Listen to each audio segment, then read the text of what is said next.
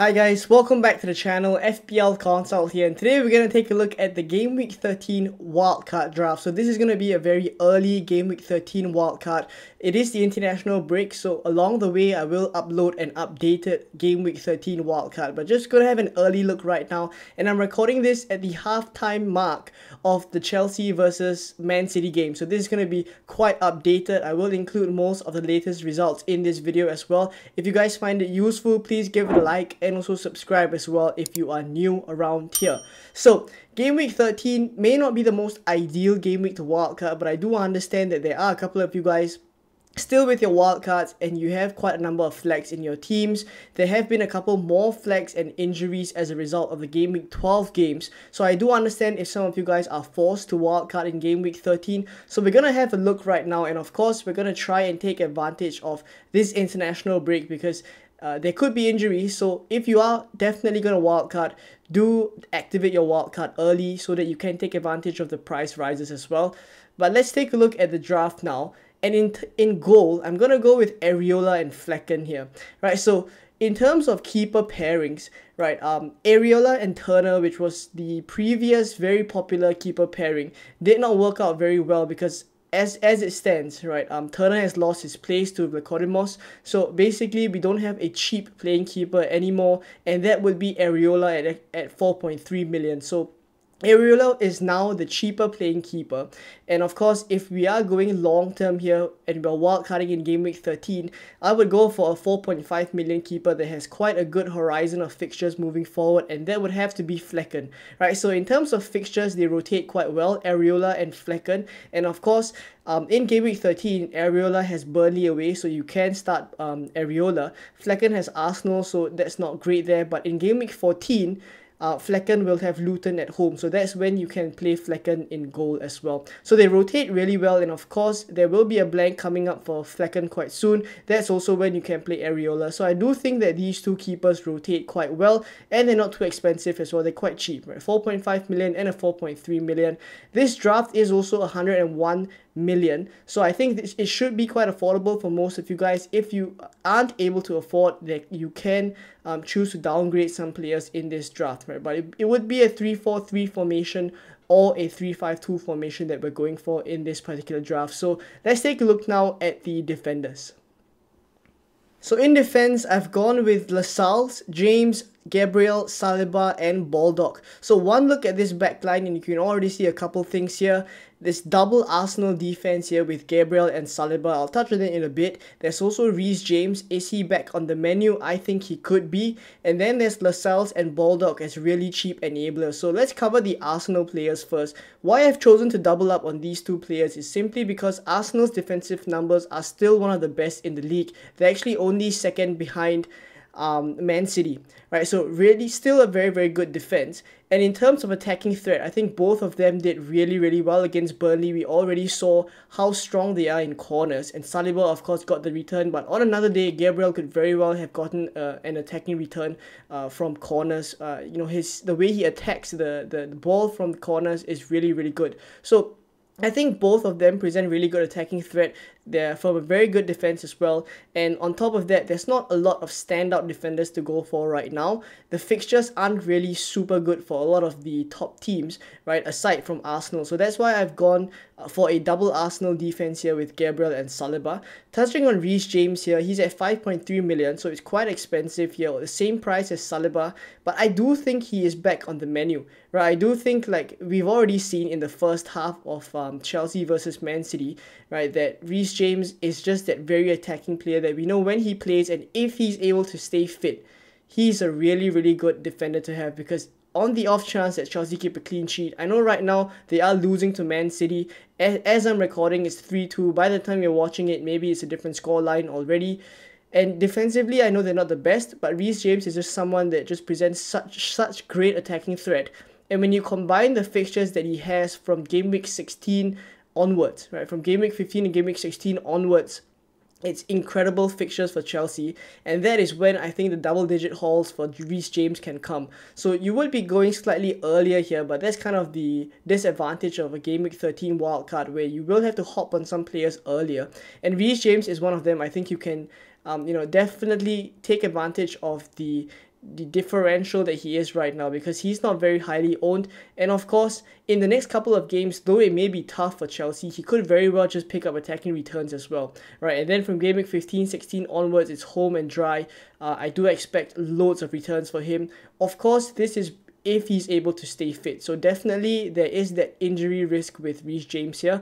And then Lascelles and Baldock, I think they're both really good enablers. Baldock is just the cheapest playing defender. He plays for Sheffield. I don't think you would be using him a lot in your team. So he's just a bench fodder. And then for Jamal Lascelles, he's at 4.1 million.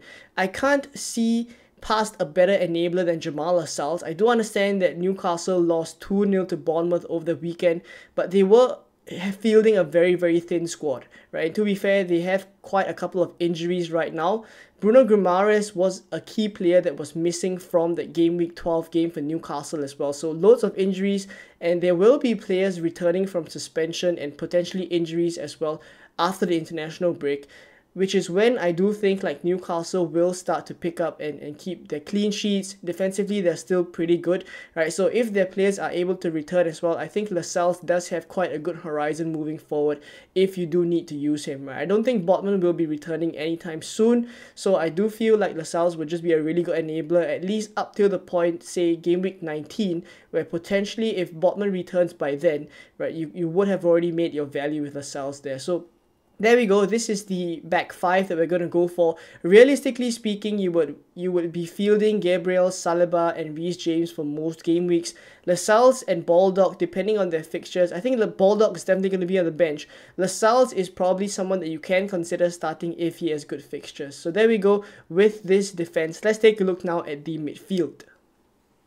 So in midfield, we're going to go with Bukayo Saka, Jarrod Bowen, Mo Salah, Cole Palmer, and Bryan Mbeumo. So let's cover these players one by one, starting from the most expensive player, which is Mo Salah. So realistically speaking, if you're wildcarding in Game Week 13 and you're going without Mo Salah, I have no idea what you will be doing. At 12.9, he is still a player that really justifies his price tag, because as you guys can see already in Game Week 12, he double-digit haul for him, and previous game weeks as well. He's just been returning so consistently. So Mo Salah is a player that can return in almost any game. He's on penalties, plays for Liverpool, which is an attack that's doing really well. Defensively, Liverpool aren't the strongest, but attackingly, I think they are one of the top teams in the league at the moment. So Mo Salah definitely going to be in this draft, not going to dwell too long on him. The next most expensive player is Bukayo Saka. So as I mentioned previously in the defenders section, Arsenal do have one of the better runs moving forward, and you definitely have to have an attacker.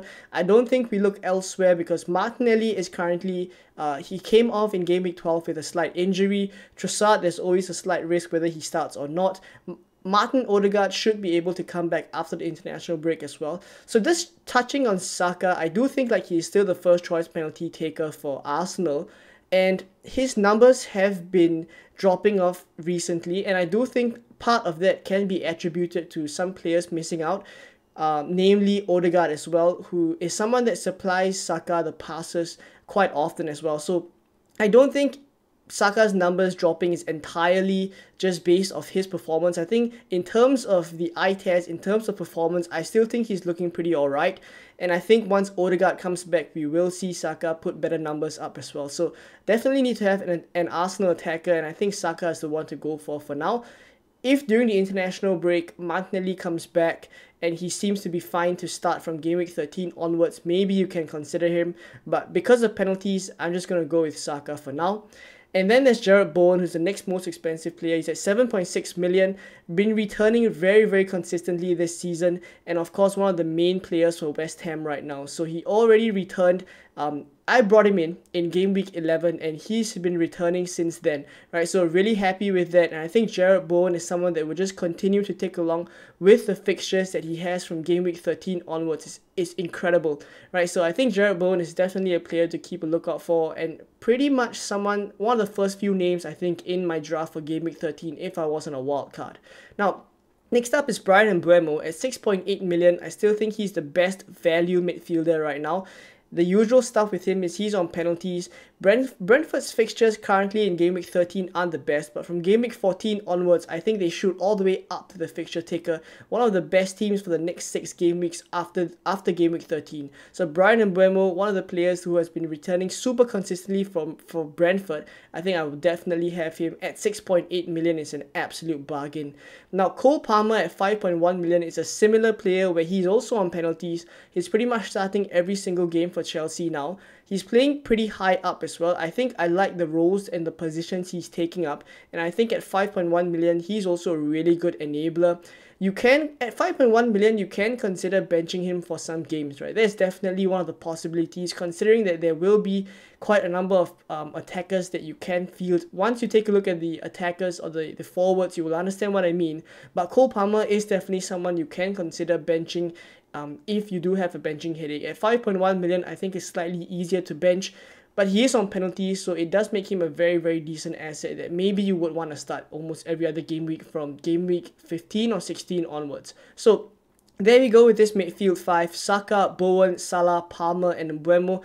Let me know what you guys are thinking about this midfield. Did I miss out any other midfielders as well? Let me know in the comments below.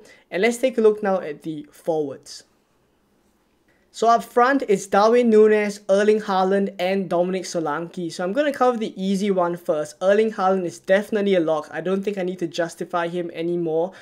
After looking at his performances against Chelsea and of course in the last couple of weeks against Manchester United, etc., you know that he's a player that can go nuclear against any team, right? Against the weaker teams, of course, Bournemouth, we saw that he did not return when most of us captained him, but of course that was because he got injured and he was subbed off at halftime. But that aside, I think in general, Haaland is just a player that you have to have in your Game Week 13 wildcard.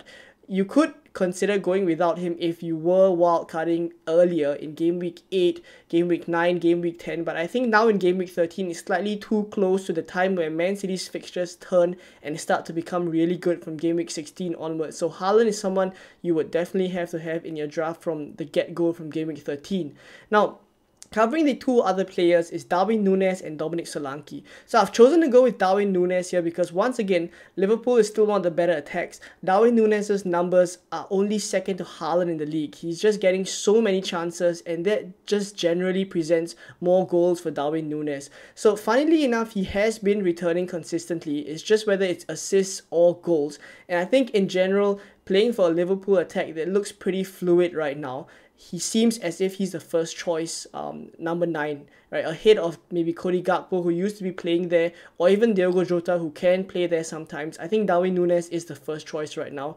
Considering their fixtures moving forward as well, I think Liverpool's fixtures are one where the attack would do quite well, right? Defensively, maybe not the easiest fixtures for them, but I think the attack is where they can do really well and continue to score goals. So Darwin Núñez, definitely a player I want in this draft. And then Dominic Solanke at 6.4 million is in this draft as well.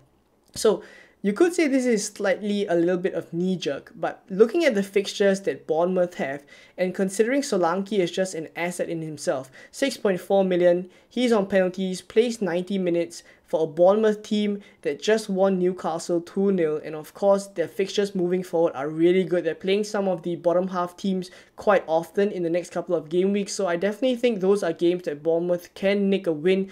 And of course, Solanke would be the player that you expect would be involved in those goals. So I do like him as an option, and that's why he makes this draft a 3-4-3 formation, where in those game weeks where Bournemouth doesn't have as good fixtures, you can start Cole Palmer instead, and that becomes a 3-5-2.